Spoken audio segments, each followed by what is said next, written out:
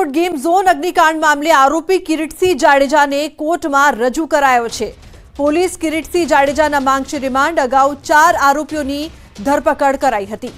તો game zone અગ્નિકાંડ મામલે મહત્વપૂર્ણ સમાચાર। અગાઉ પણ 4 આરોપીઓની ધરપકડ કરવામાં આવી હતી અને આરોપી કિરીટસિંહ જાડેજાને કોર્ટમાં રજૂ કરવામાં આવ્યા।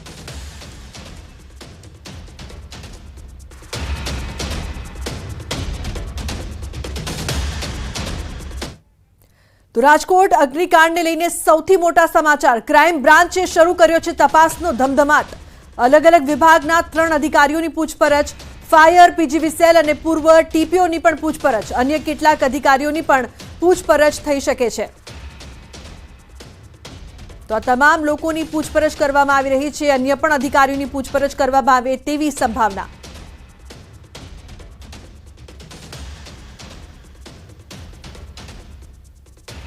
તો ક્રાઇમ બ્રાન્ચે તપાસનો ધમધમાટ શરૂ કર્યો છે।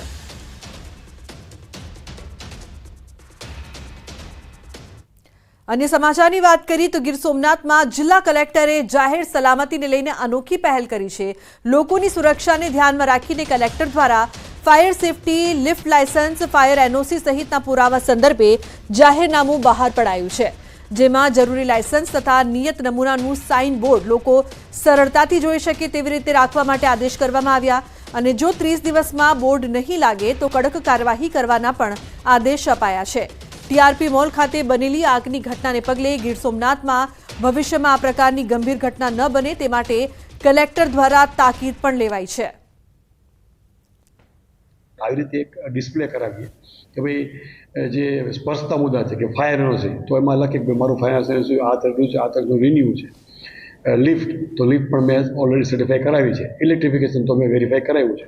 સીસીટીવી તો મેં લખેલા છે અને વિકાસ પર અંગે લીધે છે અને બિલ્ડિંગ યુઝ પરમિશન પણ અમે લીધે છે। એ આ કોઈને ડિસ્પ્લે કરવાનું રહેશે, લોકો જોઈ શકે એવી જગ્યાએ એને ડિસ્પ્લે કરવાનું રહેશે, જેથી જે પ્રજા જે જાય છે એને ખબર પડે કે ભાઈ આ હું જે જગ્યાએ જાય છે એ જગ્યા સેફ છે અને કોઈ અકસ્માત કે એવું બનવાની શક્યતાઓ નહીવત છે।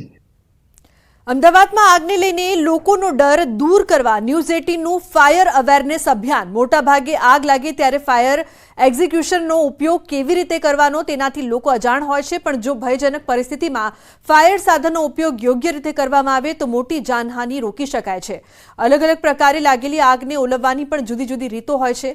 સાથે જ સુરક્ષાને ધ્યાનમાં રાખીને સોસાયટીમાં ફાયર સાધનો માટે મેન્ટેનન્સ એજન્સીનું હોવું પણ જરૂરી છે।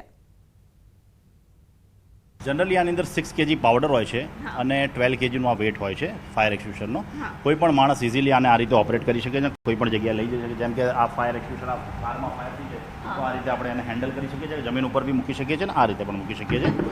પણ ખાસ સમજવાની એ ટેકનિક્સ છે કે આ જે ડિસ્ચાર્જ પાઇપ છે જનરલી લોકો જ્યારે પણ ફાયર થાય છે ત્યાં આમ ઉપર મારે છે, પણ એનું જે ફાયરની બોટમ છે જ્યાં સીટ ઓફ ફાયર છે, જન્મસ્થાન છે, ત્યાં મારવું જોઈએ। એટલે માની લો કે ગાડીમાં આગ લાગી છે અહીંયા, એનો જે બોટમ છે ત્યાં મારવું જોઈએ, નહીં કે આમ ઉપર।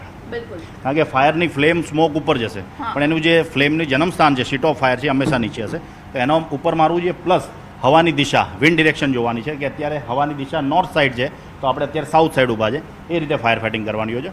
સાઉથ સાઇડની દિશા હોય તો આપણે નોર્થ સાઇડથી ફાયર ફાઇટિંગ કરવાની, ઈસ્ટ અને વેસ્ટ, એટલે જે બાજુ હવાની દિશા હોય, સ્મોકનો વેન્ટિલેટ હોય, સ્મોક જે બાજુ જવાનો હોય એનાથી પાછળની ક્રોસ સાઈડે ઊભા રહીને ફાયર ફાઇટિંગ કરવાની હોય છે અને બોટમ ઉપર આપણે ફાયર ફાઇટિંગ કરવાની। સૌથી પહેલાં કોઈ પણ હાઈ રાઇઝ બિલ્ડિંગ, લો રાઇઝ બિલ્ડિંગ કે ઇન્ડસ્ટ્રીઝમાં જ્યાં પણ આપણા પબ્લિક પ્લેસીસ છે ત્યાં તમામ જગ્યાએ ફાયર એક્સ્ટિંગ્વિશર્સ ઇન્સ્ટોલ કરવામાં આવે છે। પ્રોપર ફાયર લોડ કેલ્ક્યુલેશનને ધ્યાનમાં રાખીને આ ફાયર એક્સ્ટિંગ્વિશર્સનું ડિઝાઇન કરવામાં આવે છે અને ઇન્સ્ટોલેશન કરવામાં આવે છે। એ ઇન્સ્ટોલેશન કર્યા પછી એની પ્રોપર ટ્રેનિંગ ઇમ્પોર્ટન્ટ હોય છે। એ ઇમ્પોર્ટન્ટ ટ્રેનિંગ કર્યા પછી એને ખાસ બેઝિક નોલેજ દરેક પબ્લિકને હોવું જરૂરી છે કે સૌથી પહેલાં આપણને ખ્યાલ હોવો જોઈએ કે આ ફાયર એક્સ્ટિંગ્વિશરની અંદર it's called 6 kg dry chemical powder fire extinguisher, ABC dry powder fire extinguisher આને કહી શકાય। It's a multipurpose fire extinguisher. તમામ પ્રકારની A class, B class, C class, D class, E class જે 5 પ્રકારની જે આગ છે, ફાયર છે, એમાં એ લોકો કોઈ પણ પબ્લિક ફાયર ફાઇટિંગ આ ફાયર એક્સ્ટિંગ્વિશર દ્વારા કરી શકે છે। સૌથી પહેલાં આપણે આ સેફ્ટી પિન છે, સેફ્ટી પિનને રિમૂવ કરવાની છે। રિમૂવ કર્યા પછી આ જે એનો સ્ક્વીઝ ગ્રીપ છે એ રિલીવ થઈ જાય છે। રિલીવ કર્યા પછી આ જે ડિસ્ચાર્જ પાઇપ છે તેને આપણે હેન્ડલ કરવી પડે છે। એને તમે પ્રોપર આ રીતે એની પોઝિશન છે, કોઈ પણ જગ્યાએ આગ લાગી હોય ત્યારે એને આ રીતે ફાયર ફાઇટિંગની સ્ટેન્ડિંગ પોઝિશન છે। આ સ્ક્વીઝ ગ્રીપને આપણે પ્રેસ કરીએ એટલે આની અંદરથી 6 kg dry chemical powder, mono ammonium phosphate, sodium bicarbonate એવા અલગ અલગ પ્રકારના જે કેમિકલ્સથી આ પાવડર બનાવવામાં આવે છે, જે ફાયરની ઉપર જાય છે અને એક બ્લેન્કેટ બનાવે છે. બ્લેન્કેટ બનાવીને એની અંદરથી ઓક્સિજનને કટઆઉટ કરે છે. ફાયર ટ્રાયંગલ જે છે 3 વસ્તુઓથી બને છે: ફ્યુઅલ, હીટ અને oxygen.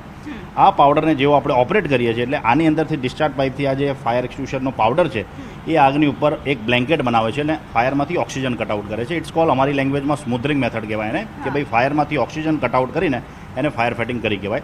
6 kg ABC dry powder fire extinguisher છે આનું નામ. આ સેકન્ડ જે ઇમ્પોર્ટન્ટ થિંગ્સ છે, પ્રેશર ગેજ, એ સમજવું ખૂબ જ જરૂરી છે. જનરલી પબ્લિક પ્લેસીસમાં આ એક્સટિંગ્યુશર લાગેલા તો હોય છે પણ ઘણા રેડ ઝોનમાં હોય છે. Red zone it's a non functional, આ કામમાં આવી શકે એમ નહીં. ફાયરના ક્લાસિફિકેશન છે. A class fire it means આપણા ઘરમાં જે ફર્નિચર છે, વુડન છે, કાચ છે, પેપર્સ છે, ગ્લાસ છે, રબર છે, પ્લાસ્ટિક છે, ફાઇબર છે, આ બધા જે સોલિડ મટીરિયલ છે, it's call A class fire. B class fire it means chemical fire, fuel જે છે આપણો પેટ્રોલ, કેમિકલ. સમાચારનો પ્રવાહ યથાવત રહેશે. હાલ રોકાઈશું એક બ્રેક માટે. આપ જોતા રહો ન્યૂઝ 18 ગુજરાતી.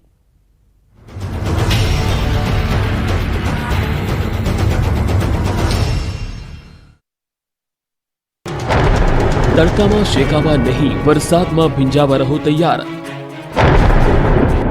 ગુજરાતમાં આવી રહી છે મેઘ સવારી. 4 જૂન સુધીમાં કડાકા ભડાકા સાથે પડશે વરસાદ. અંબાલાલ પટેલની ટાઢક આપતી આગાહી. ગુજરાતમાં છેલ્લા 15 દિવસથી ગરમી અકળાવી રહી છે. સૂરજદાદા ગુજરાત પર કોપાયમાન થતા ગરમીએ તમામ રેકોર્ડ તોડી દેતા હાહાકાર મચી ગયો. ગરમીથી લોકો તોબા પોકારી ઉઠ્યા છે. હવે સૂરજદાદા ખમૈયા કરો તેવી લોકો 2 હાથ જોડી પ્રાર્થના કરી રહ્યા છે. ત્યારે લોકો માટે રાહતના સમાચાર આવ્યા છે. હવે બહુ દિવસો ગરમીમાં બફાવું નહીં પડે. ગરમીના તરખાટની ઊંધી ગણતરી શરૂ થઈ ગઈ છે. હવે ભીંજાવા થઈ જજો તૈયાર. રેનકોટ અને છત્રી કાઢી રાખજો, કેમ કે હવામાન નિષ્ણાત અંબાલાલ પટેલે લોકોને ટાઢક આપતી આગાહી કરી છે. હવામાન શાસ્ત્રી અંબાલાલ પટેલે રાજ્યમાં પ્રી મોન્સૂન એક્ટિવિટીની આગાહી કરી છે, જે હવે જૂનના પહેલા સપ્તાહથી શરૂ થઈ જશે. અંબાલાલ પટેલે કહ્યું કે 4 જૂન સુધીમાં સમગ્ર રાજ્યમાં વરસાદનું આગમન થઈ શકે છે. જૂનના પહેલા સપ્તાહમાં દક્ષિણ ગુજરાતમાં વલસાડ અને ડાંગ સહિતના વિસ્તારોમાં પ્રી મોન્સૂન એક્ટિવિટી હેઠળ વરસાદ થઈ શકે છે. મધ્ય ગુજરાતના ભાગોમાં વરસાદની સંભાવના છે, જેમાં આણંદ, વડોદરા, નડિયાદ સહિતના વિસ્તારમાં વરસાદ આવી શકે છે. ધંધુકા, ભાવનગર અને દક્ષિણ સૌરાષ્ટ્રના ભાગોમાં વરસાદ પડી શકે છે. અમદાવાદ, ગાંધીનગરમાં પ્રી મોન્સૂન એક્ટિવિટીની અસર થઈ શકે છે. તો પંચમહાલના ભાગો અને સાબરકાંઠાના ભાગોમાં પ્રી મોન્સૂન એક્ટિવિટી હેઠળ વરસાદ થઈ શકે છે. રોહિણી નક્ષત્રમાં પાછલા ભાગોમાં વરસાદ થવાથી ચોમાસું સારું રહેશે. સવા મહિના પછી સારો વરસાદ રાજ્યમાં રહેશે.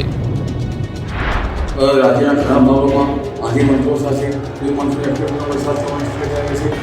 4 જૂન સુધીમાં વડોદરા તેમજ નડિયાદ, આણંદ અને ધંધુકા, ભાવનગર, દક્ષિણ સૌરાષ્ટ્રના કેટલાક ભાગો, જ્યારે મધ્ય ગુજરાતના ભાગો, અમદાવાદ અને ગાંધીનગર અને દ્વારકા તેમજ લગભગ પંચમહાલના ભાગોમાં અને ગુજરાતના કેટલાક ભાગોમાં પ્રી મોન્સૂન એક્ટિવિટી ગાજવીજ સાથે થવાની શક્યતા છે.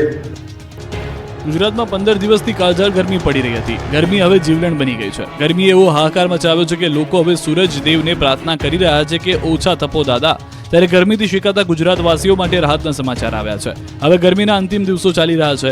રાજ્યમાં તાપમાનનો તરખાટ ઓછો થશે. હવામાન વિભાગે આગાહી કરી છે કે ગુજરાતના તાપમાનમાં ઘટાડો થશે. 2 થી 3 ડિગ્રી સુધી તાપમાન ઘટશે. મંગળવારે અમદાવાદમાં 45.2 ડિગ્રી તો ગાંધીનગરમાં 44.5 ડિગ્રી તાપમાન નોંધાયું હતું. અને હવામાન વિભાગના મતે 24 કલાક સુધી બંને શહેરોમાં 44 ડિગ્રી સુધી તાપમાન રહી શકે છે. તો કાંઠાના ભાગોમાં ઉકળાટભર્યું વાતાવરણ રહી શકે. ગુજરાતમાં 25 થી 30 કિલોમીટર સુધીની ઝડપે પવન ફૂંકાશે. 3 દિવસ સુધી ગુજરાતમાં ફૂંકાશે પવન. પવનની દિશા બદલાતા ગરમીમાં રાહત મળશે. સાથે જ આગામી 5 દિવસ માછીમારોને દરિયો ન ખેડવા સૂચના આપી છે. હાલ દરિયામાં ડીપ સ્ટીપ પ્રેશર ગ્રેડિયન્ટ બનતા દરિયામાં પવનની ગતિવિધિ વધી છે. દરિયા માટે હવામાન વિભાગે યલો એલર્ટ જાહેર કર્યું છે. આ વર્ષે દેશમાં 106% વરસાદ થવાની શક્યતા છે. ગુજરાતમાં પણ સામાન્ય કરતાં વધુ વરસાદ થશે. मैक्सिमम टेम्परेचर 2 से 3 डिग्री सेल्सियस का ग्रेजुअल फॉल होगा. और विंड की डायरेक्शन की बात करेंगे तो लैंड रीजन पे गुजरात के लैंड रीजन पे जो विंड प्रेवेल करेगी वो westerly to south westerly wind prevail करेगी. છેલ્લા 10 દિવસથી સૂર્ય દેવતાએ પોતાનો પ્રકોપ બતાવતા સમગ્ર ગુજરાત રાજ્યમાં વસતા લોકો ત્રાહિમામ પોકારી ઉઠ્યા છે.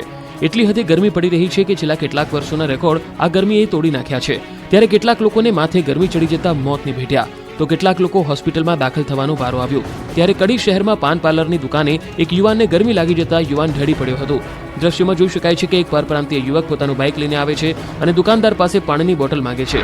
જ્યાં દુકાનદાર પાણીની બોટલ યુવકને આપવા જાય છે ત્યારે જ યુવક અચાનક બેભાન થઈને જમીન પર પટકાય છે. સદનસીબે તેને કોઈ ઈજા થઈ ન હતી. દુકાન ચાલકના મતે યુવાને પાણીની બોટલ માંગી હતી ત્યારે યુવક અચાનક જ બેભાન થઈને જમીન પર પટકાયો હતો. પટકાતાની સાથે જ આસપાસના લોકો દોડી આવ્યા હતા તેમજ તેના ઉપર પાણી છાંટતા તે હોશમાં આવ્યો હતો. 15 થી 20 મિનિટ બાદ તેની તબિયત ઠીક થઈ જતા